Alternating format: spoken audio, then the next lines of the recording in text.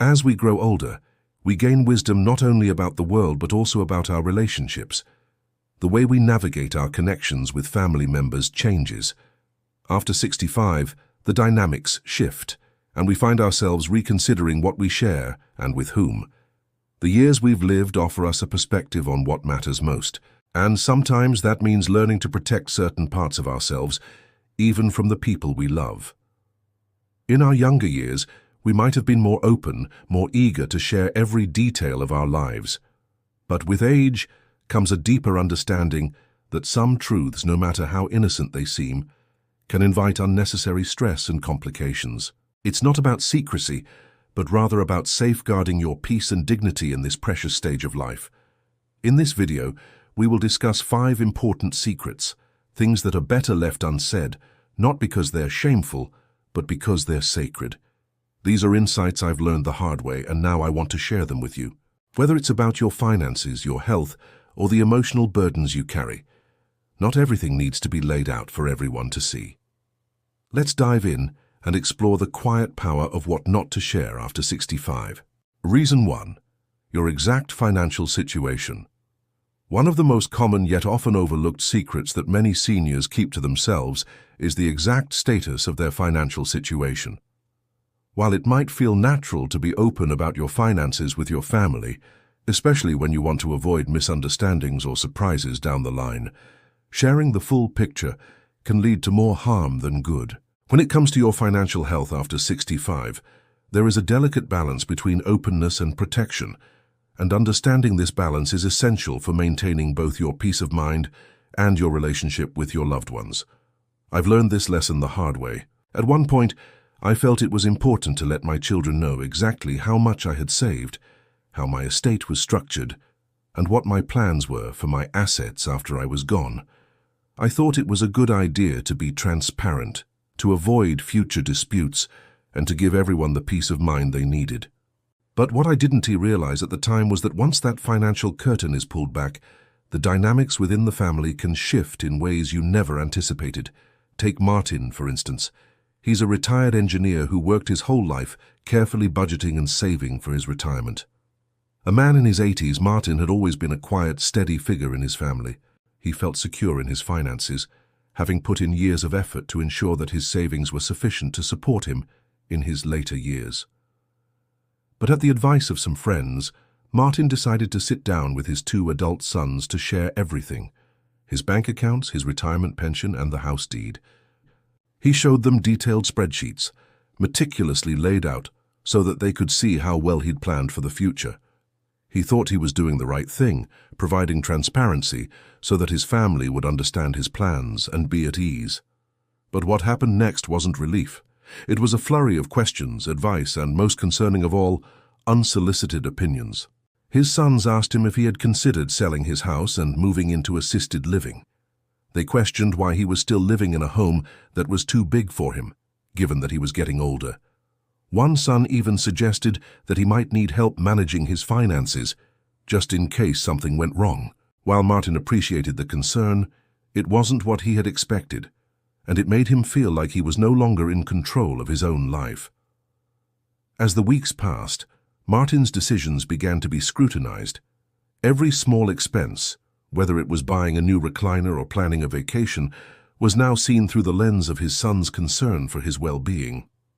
He began to feel suffocated, as if every decision needed approval. Even simple things like purchasing a new pair of shoes became subject to commentary. His life, which he had meticulously planned for himself, now seemed to be under constant evaluation. Martin realized that he had unwittingly invited this pressure by sharing too much too soon. The reality is that once the financial door is opened, it's difficult to close it again. What was once a private matter becomes a subject of ongoing discussion. Even family members who had previously been distant suddenly start to take an interest in your money. A cousin who hadn't called in years now wants to know about your will. Their granddaughter, who had forgotten your birthday, starts asking about your estate plan. In the worst-case scenario, these conversations can breed resentment or expectations that were never intended. It's not that Martin's family was malicious in any way. They loved him. But once they knew the full extent of his financial situation, they started to view him differently. Rather than seeing him as the strong, independent father and grandfather, they began to see him as someone who needed help managing his affairs. And this shift, subtle though it may have been, slowly eroded Martin's sense of autonomy. I've realized that while it's important to have a will, a power of attorney, and someone trustworthy to manage things in case of an emergency, the full financial picture doesn't need to be shared prematurely. Some things are better kept private, not because they are shameful, but because sharing them can inadvertently invite judgment, scrutiny, and unwanted pressure. Your money is the result of decades of hard work, sacrifices, and thoughtful decisions. It's yours, and the decision about how it is used or distributed should remain in your hands until the right time comes. So, what can you do instead? First, protect your peace. Share only what needs to be shared when the time is right and with people who genuinely respect your boundaries. Don't feel obligated to explain every financial decision you make. Whether it's about a small purchase or a larger financial decision, trust that your family doesn't need to weigh in on every aspect of your financial life. You've worked hard for your money, and you are the most qualified to make decisions about how it's spent or saved. Second, be strategic. You don't have to withhold everything, but it's essential to maintain some level of financial independence and privacy. Discuss your wishes with your children when the time comes to set up your estate plan. Let them know the important details, but avoid oversharing. In fact, many people find that involving a lawyer in the process and having them explain your wishes to your family creates clarity without opening the door for unwanted opinions. Finally, remember that peace is precious, especially at this stage in life. You've earned the right to enjoy your independence without feeling as though you need to justify every financial decision to anyone. Keep your finances as a tool for your security and your enjoyment, not a topic of constant family debate. Protecting your financial peace now will allow you to live the later years of your life with the same strength and independence you've always valued. Reason 2. Neglecting strength training. As we grow older, many aspects of our physical health naturally change, some of which can quietly diminish our quality of life without us realizing it. One of the most significant yet often overlooked factors is the loss of muscle mass. After the age of 50, most people experience a slow but steady decline in muscle strength and mass. This gradual muscle loss is known as sarcopenia, and it accelerates after the age of 65. While this process can seem like an inevitable part of aging, the truth is that it can be mitigated, and in some cases even reversed, with regular strength training. I used to think that strength training was reserved for young people or gym enthusiasts in tight workout gear. The idea of lifting weights never appealed to me, and I figured that walking around the house, gardening, and staying generally active was enough. I didn't feel any immediate need for strength exercises, and frankly, I wasn't sure how they would benefit me. But over time, I began to notice a decline in my ability to perform even basic tasks. The more I struggled to open a jar, stand up from a low chair, or walk without my legs feeling tired, the more I realized that my muscle strength was fading. This gradual process didn't feel dramatic at first, but as the years passed, it became harder to ignore. Muscle loss doesn't just affect our strength, it impacts our overall stability and balance. One of the most serious consequences of muscle weakness is an increased risk of falls. As our muscles become weaker, we lose the ability to correct ourselves mid-step when we trip or stumble. This vulnerability can lead to accidents, and once a fall occurs, it often triggers a cascade of problems. It could lead to weeks or even months of recovery, which only worsens muscle loss and further weakens our physical health. It can be a vicious cycle. Take Frank, for example. He's 84 years old, sharp and independent, but one day while walking in his living room, he tripped on a rug and broke his hip. Frank had always considered himself to be in good shape, especially for his age. He was active and had maintained a busy lifestyle. But when he fell, he realized just how much muscle mass he had lost in recent years. After his recovery, he was left with a weakened body and a reduced sense of independence. He had underestimated how much strength he had lost over time. The thing about muscle loss is that it doesn't only affect your legs and arms. It also impacts your ability to perform daily activities with ease. Simple tasks like carrying groceries, standing up from a low chair, or getting in and out of a car become progressively harder when your muscles are weak. This can make you feel less capable and, over time, more dependent on others. In Frank's case, he was left wondering how much of his independence he had unknowingly given up due to neglecting his strength. The good news, however, is that muscle loss isn't inevitable. It can be slowed down, and with proper strength training, it can even be reversed. The idea of strength training doesn't have to involve heavy weights or grueling hours at the gym. For me, it started with simple exercises that I could do at home. I began using small hand weights while watching TV and incorporated bodyweight exercises like squats, lunges, and wall push-ups. Even using resistance bands can make a significant difference. The key is consistency. It doesn't require an intense workout, just small regular exercises that target the muscles and help build strength over time. What I found was that after just a few weeks of doing strength exercises, I felt more stable on my feet, more confident in my movements and less prone to fatigue. My legs felt stronger and I could get up from a chair without struggling. I started walking with more purpose and found that my balance improved as a result. The best part was that I didn't need a gym membership or fancy equipment. Just 15 minutes 3 times a week was enough to feel noticeable improvements in my physical strength and my overall confidence. The key to staying steady and strong in later life is incorporating strength training into your routine, even in small doses. You don't need to become a bodybuilder, but maintaining muscle mass is essential for maintaining your independence, mobility, and confidence. Whether it's gardening, playing with your grandchildren, or simply getting up from the couch without help, your muscles play a vital role in keeping you steady and capable. And when it comes to preventing falls and maintaining your ability to move freely, strength is your silent protector. I understand that strength training can sound daunting, but it's never too late to start. Even in our 70s and 80s, our bodies are still capable of building muscle and gaining strength. The more active we are in this area, the less likely we are to experience the limitations that come with muscle loss. And for those of us who want to continue living independently and with confidence, strength training isn't just a recommendation, it's a necessity. So if you haven't already, I encourage you to add some strength training exercises into your routine. Whether it's through simple bodyweight movements or using light weights, every bit counts. And with time, you'll feel the difference. Stronger, more confident, and better equipped to face the physical challenges of aging. Reason 3. Ignoring vision changes. Vision often changes slowly over time, and sometimes these changes can go unnoticed until they create bigger issues. For many, this gradual decline in eyesight seems like just a natural part of aging, something to accept and live with.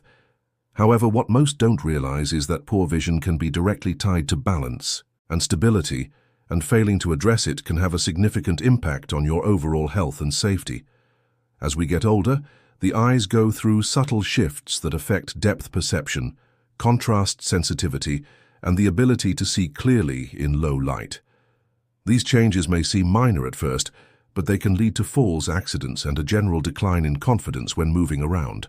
I remember a time when I didn't think much about my eyesight. Sure, I needed reading glasses, but other than that, I thought my vision was fine. I didn't realize that subtle changes in my ability to judge distance, perceive contrasts in dim light, or detect obstacles around me could lead to dangerous situations. It wasn't until one evening, when I tried to get up in the dark without turning on the lights, that I realized how much my vision had changed. I tripped on a rug and fell hard, injuring my knee in the process. It wasn't a serious injury, but it was enough to make me stop and take a hard look at the connection between my vision and balance. What I didn't realize at the time was that our eyes and our brains work together to help us stay balanced. The brain uses visual cues to interpret where our body is in space, adjusting posture, movement, and coordination accordingly. When our vision is impaired, even slightly, the brain doesn't receive accurate information, and this can lead to missteps, hesitation, and even falls. Poor eyesight can make it difficult to judge curbs, steps, or other obstacles that could cause an accident. And in my case, it was not just about my ability to read small print or see things up close. It was about how my eyes were functioning when I was walking or moving around. That's when I decided to take action. I scheduled an eye exam, and sure enough, my prescription had changed significantly. I hadn't updated my glasses in years, and my vision had deteriorated more than I realized. After getting new glasses with anti-glare coatings for driving and a soft tint to help with contrast indoors, I could immediately tell the difference. The world around me was brighter, clearer, and I was able to see things more clearly even in low light. One of the biggest revelations was how the changes in my vision affected my confidence. Before getting new glasses, I had become increasingly hesitant to go out at night or walk on uneven ground. I found myself avoiding certain places or situations because I wasn't too sure if I would be able to judge the steps or obstacles in my path. But after my vision correction, I felt more confident, and I wasn't as concerned about tripping or stumbling in familiar places. It was empowering to feel like I had control over my environment once again. What I learned from this experience is that many older adults, especially those over 65, may not realize how much their vision affects their balance and coordination. Vision issues can be subtle, but they can be significant enough to cause falls or decrease mobility. Regular eye exams, staying updated on prescriptions, and getting the right lenses for your needs are all vital steps in protecting your balance. If you find yourself squinting more often, tripping over things you didn't see, or feeling disoriented in low-light settings, it's time to take action. A few simple steps can make all the difference. Schedule regular eye exams. Regular checkups help identify changes in vision that may not be immediately noticeable. Your doctor can check for conditions like cataracts, macular degeneration, or other age-related eye issues. Update your prescription regularly. As you age, your vision may change more rapidly, so it's important to keep your glasses prescription up to date. Improve lighting in your home. Ensure that you have enough light in your home to see clearly, especially in hallways, stairs, and bathrooms where accidents are most likely to happen. Wear glasses suited for specific needs. If you have trouble seeing in low light or when driving, make sure to have the right lenses for those situations, such as anti-glare lenses or night driving glasses. Avoid dark or dimly lit areas. Make sure you have a clear view of your surroundings before moving through areas where lighting is poor. Taking care of your vision isn't just about making sure you can read the newspaper or see the TV screen. It's about keeping yourself safe and stable as you navigate through the world. Good vision supports balance, and good balance supports independence. As you get older, addressing even the smallest changes in your eyesight can have a profound impact on your overall health and safety. So, don't wait for a fall or an accident to bring attention to your vision. Take proactive steps to protect your sight and your stability. Reason 4. Getting involved in family conflicts. At this stage of life, we've all had our fair share of family dramas. We've seen children grow apart, siblings fight over money, in-laws misunderstand each other, and old grudges resurface. As the older generation, we often feel this strong urge to step in and fix things, to offer advice, and to smooth over the rifts that seem to plague our loved ones. But what I've learned from years of experience is that sometimes the best thing you can do is nothing. Sometimes silence is wisdom, and stepping back can be more helpful than offering your opinion. Let me share an example with you. My friend Miriam, now 80, is sharp, wise, and someone everyone looks to for advice. One afternoon, during a casual visit, she made a soft suggestion to her daughter. Her grandson, who was 5 at the time, could start helping out by tidying up his toys after playtime. She didn't raise her voice. It was just a gentle nudge, meant to help. But her daughter didn't take it that way. She grew quiet, and over time, Miriam noticed that her visits became less frequent. Invitations to family gatherings stopped, and Miriam was left wondering what went wrong. This situation is a perfect example of the danger of offering unsolicited advice in family matters. Miriam's suggestion, which she thought would be helpful, turned into a point of contention. Her daughter, feeling criticized, took the comment personally, and it led to a distancing that Miriam hadn't anticipated. What was meant to be a small gesture of concern turned into a wedge between them. This is a common problem in family dynamics, especially as we age. No matter how gently you speak, people often hear your words through the lens of their emotions, and your well-meaning advice can end up feeling like judgment or criticism. Family conflict is tricky. In many cases, your involvement may seem like an attempt to help, but in reality, it can fuel the fire. You try to solve the issue, But what you're actually doing is becoming a part of the problem.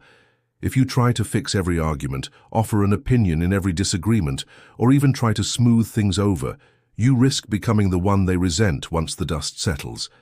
And often the one who stirs the pot ends up being the one who is isolated, not the person who originally had the problem. Over time, this can create a rift, and you find yourself caught in the middle of things you didn't want to be a part of. Here is the hard truth. You don't have to attend every argument you were invited to. You don't have to share your opinion just because you have one. Family is important, but your emotional well-being is equally vital. Sometimes the most powerful words you can say are, "I trust you to work it out," or simply, "I'm here if you need me." And then, let go. Let your family navigate their struggles, just as you did when you were younger. They will figure it out, and they will learn just as you did. Trying to fix everything will only exhaust you and put unnecessary pressure on your relationships. I've learned that peace comes from silence. It doesn't come from trying to control every situation or make every disagreement go away. It comes from choosing to stay out of things that don't directly involve you and letting others handle their own problems. Sometimes the most loving thing you can do is give space for growth, learning, and even mistakes. You've earned the right to be the calm center, the steady presence that doesn't react to every emotional wave that comes through. Being involved in every conflict doesn't help anyone, and it certainly doesn't help your peace of mind. There's a big difference between supporting someone and taking on their struggles for them. If you find yourself constantly being pulled into family drama or disagreements, it is time to recognize that stepping back doesn't mean you care any less. It means you are protecting your peace. You don't need to be the one to resolve everything. Let them figure it out. In the long run, you'll find that the quieter you are in family conflicts, the more you will be respected. You don't need to raise your voice, make suggestions, or offer advice every time there's a disagreement. The act of stepping back, of choosing to be silent, is not a sign of weakness. It's a sign of wisdom. It shows that you trust your family to make their own decisions, and that's something to be proud of. So if you find yourself constantly pulled into family conflicts, ask yourself, do I need to get involved in this? Sometimes, the kindest thing you can do for yourself and for your family is to let them figure it out on their own. Protect your peace, stay steady, and be the quiet strength that your family needs, without being consumed by the drama around you. You have seen enough of life-y storms to know that not every battle is worth fighting. Let the waves pass, and keep your heart calm. Reason 5. Avoiding family conflicts. The hidden danger of over-disclosure. One of the most common pitfalls as we age is the urge to share everything with our families, especially when it comes to our plans for the future. This includes not just practical things like our financial arrangements, but also deeper emotions, thoughts, and sometimes even regrets. While sharing can build trust, it can also create unexpected problems, especially when it involves highly personal matters that should perhaps remain private. Take, for example, Edna, a woman in her early 80s who spent her entire life saving, budgeting, and investing wisely. She always made decisions with a long-term vision in mind. Wanting to ensure transparency with her children, Edna decided to share the specifics of her plans with them: how her house would be sold, how her estate would be divided, and who would get what. At first, everything seemed fine. Her children were thankful, and there was a sense of peace in the air. However, over time, things started to shift. Her middle son, who had always been easygoing, started calling more often, offering suggestions on how to sell the house for a better price while the market was still good. Her daughter, who lived out of state, began questioning why she wasn't receiving the same percentage as her siblings, feeling that she had sacrificed more by leaving home. The youngest son started pulling away, uncomfortable with the entire situation, even though he never voiced his concerns. What Edna thought would be a simple discussion turned into a breeding ground for jealousy, competition, and hurt feelings. Edna's intentions were pure. She wanted to avoid confusion down the line and thought by sharing the details of her plans, her children would have clarity. However, this transparency unintentionally created friction. What started as an attempt to bring peace soon turned into a point of contention. Each child, seeing the distribution of assets, started to interpret things through their own personal lens. One felt entitled to more, another felt slighted, and a third felt distant from it all. And Edna, instead of feeling respected for her careful planning, began to feel that her children were more interested in her money than in her well-being. The key lesson here is that not everything needs to be shared, especially when it comes to our legacy and how we plan to distribute our wealth. While it is important to have a clear will and estate plan, sharing those details too early or too openly can create unnecessary stress and tension. What Edna failed to realize was that by being too open, she had inadvertently opened a door to expectations, competition, and subtle resentment. Once the details of her estate plan were out in the open, her children began to view her choices through the lens of financial gain rather than seeing her as the person who raised them. It's a tricky situation because once the financial conversations begin, they tend to overshadow everything else. Your intentions, no matter how kind, might get lost in the shuffle of expectations, judgments, and subtle criticisms. And in the end, instead of feeling close and connected, you may find yourself defending your decisions rather than enjoying your peace of mind. The most important thing to realize here is that your legacy is not just about the material wealth you leave behind. It is about the love, wisdom, and experiences you've shared. When you open up too much about your financial affairs, you risk turning those relationships into transactional ones. Suddenly, your children may start viewing you through the lens of your assets, not the love and care you've provided over the years. So my advice is this. While it's essential to have a will, a plan, and someone trustworthy to manage your affairs when the time comes, there's no need to share every detail with your children or other family members prematurely. Protect your peace, protect your boundaries, and remember that your financial decisions are yours to make, not to be scrutinized or judged by others. As we reach this stage of life, we come to understand that peace isn't a luxury, it's a necessity. With the years we've lived, we've learned that not every truth needs to be shared, and not every conversation is worth having. Protecting your peace and your dignity is not about being secretive, but about exercising wisdom. The choices you make now, about what to keep to yourself and what to share, will define how your later years are lived. By holding back certain truths, you're not hiding anything or pretending. You're simply choosing to protect the tranquility you've worked so hard to achieve. You deserve a life where you're free from judgment, unnecessary worries, and the burden of over-explaining yourself. Your family loves you, but there are some things that are meant to remain private, sacred even. You are in control of your narrative, and with that control comes a newfound freedom. Freedom from the noise, from the pressure, and from the constant need to justify yourself. So I invite you to reflect on what you've learned here today. Are there any truths you've been holding on to too tightly? Are there any things you've been sharing that you wish you could take back? Remember, your peace is yours to protect. You don't owe anyone the full story. You've lived your life with grace, and now it's time to enjoy the quieter, more peaceful chapters. Thank you for being here with me today. Please share your thoughts in the comments below. What resonated with you the most? And what do you feel ready to keep for yourself moving forward?